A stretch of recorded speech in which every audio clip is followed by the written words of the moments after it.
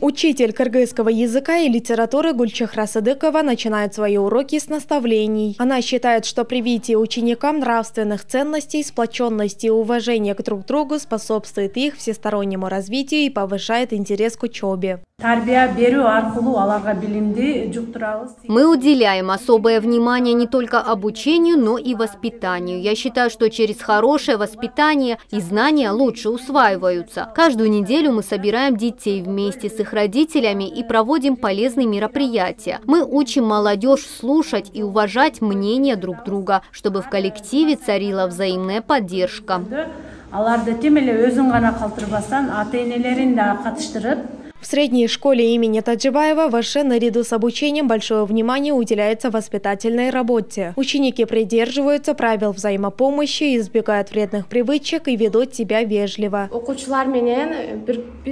Мы стараемся быть дружными, следим за чистотой в школе, ведем себя воспитанно. Наш класс занимает первое место по сплоченности в школе.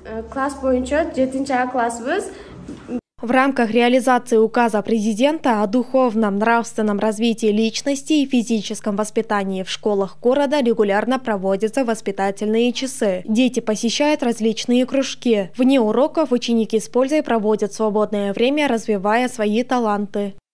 5-8 класска чейин окуучуларыбызга кол өнөрчүлүгүн үйрөтүп атабыз. Азыр кыздарды билет асыңар, телефон чугула алып отурушуп атат.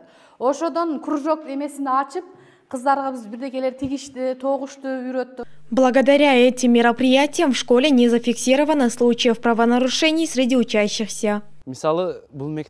Я учусь в этой школе с 3-го класса, сейчас уже в 10-м. За все эти годы я ни разу не видел здесь случаев рэкета. У нас нет такого, чтобы старшеклассники отбирали деньги у младших или применяли силу. Исключение таких ситуаций зависит от каждого из нас.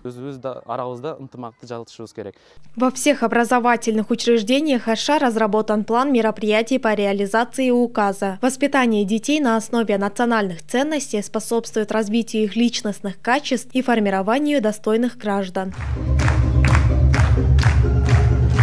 Айтунук Мамытова, Самара Асанова, Бектур Калыбек улу, ЛТР Ош.